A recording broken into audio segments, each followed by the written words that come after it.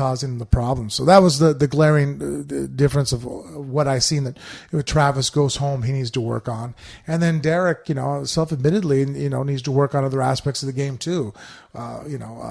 His wrestling, his jiu-jitsu, but, he doesn't make any bones about it. He's very honest, which was actually very entertaining to hear, his honesty with it, that, he hits hard, which, it's a great attribute to have, but it's not an uncommon one in the heavyweight division. Mm-hmm. And hopefully now he'll start benefiting by spreading out there.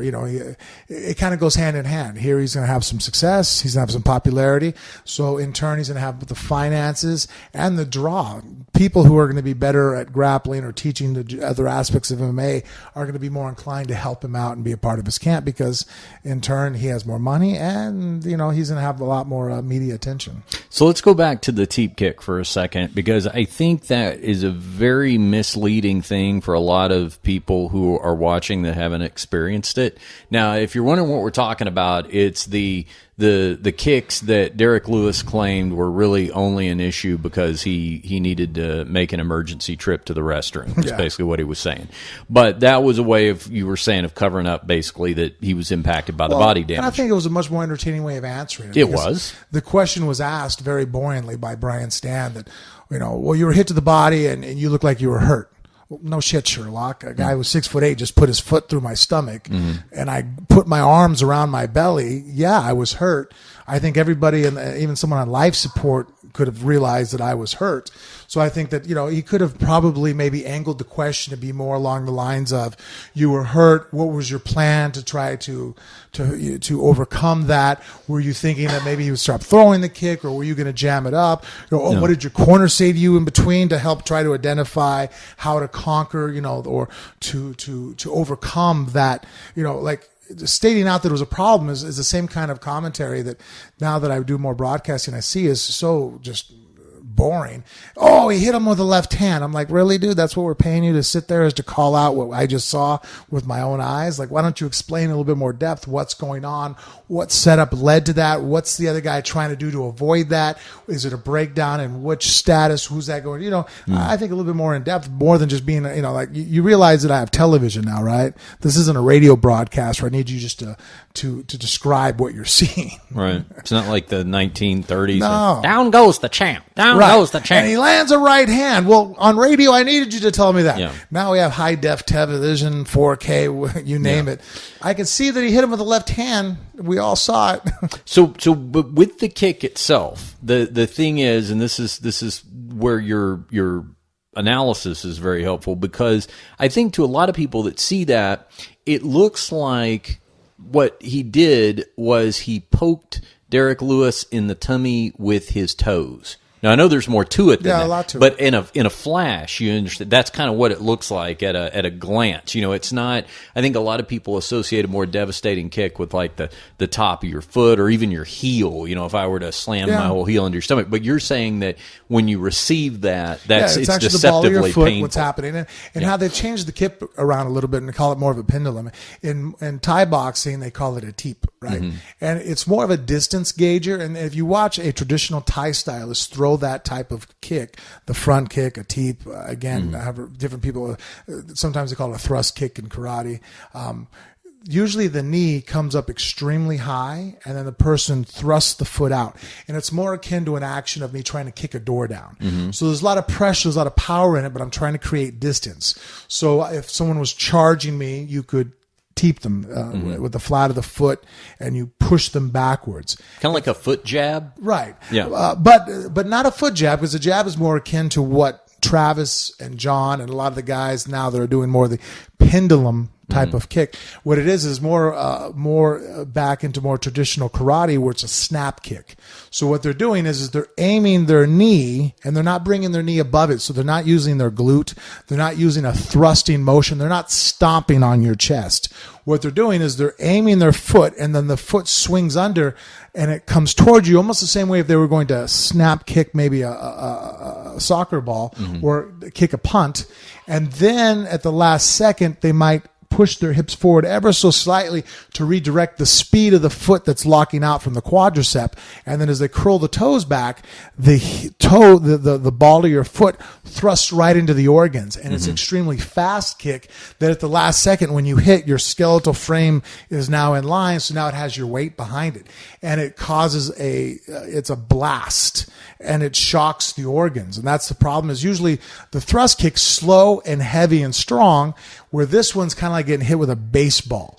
So when it hits you, it causes it, especially if it gets hit in the midsection, the diaphragm could seize up, and then everybody's had their wind knocked out of them, can relate to what's happening to Derek Lewis. So in reality, the diaphragm goes into contraction, it spasms. So now when you spaz, your diaphragm is responsible for exiting and entering the oxygen out of your lungs. You have no muscles around your lungs. The diaphragm is actually what allows you to breathe. So that smooth muscle tissue, when it receives that shock, causes all the air to basically crush out of your lungs. So that's when you've seen Derek bending over. He was actually having a hard time trying to take a deep breath. His body's fighting itself. And he was able to recover, which good on him. And then and to the benefit of all of us, made one hell of a funny reply on what was really going on. Does any of that have to do with physique? Like if somebody had like really tight defined abs, right? Like would that help at all? Or does that have not anything to do with it? You know what? A lot of it is sometimes I think having an extra layer of fat on your stomach probably helps, because I've sparred a lot with Roy Nelson, and you've seen him take knees from Alistair Overeem, who's probably, I dare anybody tell me who they think knees harder than Alistair does, and he didn't fall down. Most guys take a knee to the body from Alistair, and they're in a lot of pain. So it really you're could hating be life. Really could be the opposite of. Yeah, I think that actually having a lot of people would think a gut, a beer belly, and being conditioned, like someone like a Roy, even though they're heavy, and then Derek, obviously has a little bit of a belly. I think it actually can help you out if in tune you have a little bit of conditioning and you have a little bit layer of fat to help maybe soften the blow and keep it that far away from your actual tissue, muscle tissue. So you're saying Houdini might have lived to a ripe old age if he had a big gut? Yes. And Houdini did a good job at it. I think just the kid kind of caught him breathing out at the wrong time.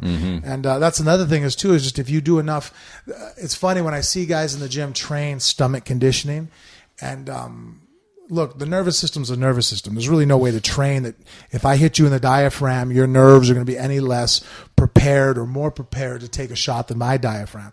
What it is that your body knows how to tighten up at the right moment and inhale and exhale so that you can, absorb that shot better. So if your stomach's really relaxed and as I throw a punch, you breathe in, oh man, that's the worst combination in the world. If you're breathing in as I put my knuckles into your diaphragm or my foot, you're going to be, in trouble. So Derek Lewis is hurt during the first round. I would certainly give that round to Travis Brown. Yes. Second round, Travis succumbs to Derek's power punches. Derek gets him against the cage, lands some great serious adjustment. Yeah, he was throwing uppercuts. punches to the right hand to the head. Yep. Travis shelled up, trying to block those, and then Derek was able to transition and throw two vicious uppercuts up the middle. That really, I think those are the two punches that pretty much did Travis in. And do you think that that's actually an example of where Travis's height hurt him at a disadvantage for those uppercuts? Because that was sort of like a Tyson-esque equation where the shorter guy in that was able to punch those uppercuts. Maybe if Travis had been a shorter guy and he had to get up underneath his guard, maybe he wouldn't have been able to land him. I don't think there would be as that well. much of an adjustment in height. Yeah. I think that at that point what hurt Travis was that he didn't have a good clinch. I think if Travis had a better clinch, he could have, let's say that was Alistair, somebody who was a phenomenal clinch in MMA. If he could have came forward and maybe tied Derek up, thrown some knees, try to recover. Just sitting back and shelling up and putting up your guard, it's a recipe for disaster. Had Derek not been able to land shots on Travis at that point, with Travis not firing back any offense, just covered up, sitting there. I mean, basically he was a sitting duck. His back was against the cage. He wasn't able to move left or right. At that point, again, if Derek hadn't landed some shots, I'd have questioned Derek's ability to move on in the rankings as a fighter. I'd be like, wow, you had a guy basically just handed you on a platter and you couldn't do nothing with it. So Travis, he was too wobbled to be able to move around and stick behind a jab. I think that if he had worked more on, the other aspects of MMA, not just how to get out of a clinch, but how to put it on. And I've worked with Travis. I know he knows how to do that, but because he doesn't drill it as diligently as he probably drills offensive striking that he does, when he needed it, when he was hurt, his nervous system or his central cortex, the primal reptilian part of your brain, wasn't trained what to do. He just sat there and covered up like a boxer. It's like, well, no, you need to clinch, throw a plum clinch, a 50-50. Shit, at that point, double overs, give the guy the body lock, but tie him up, and get your bearings back.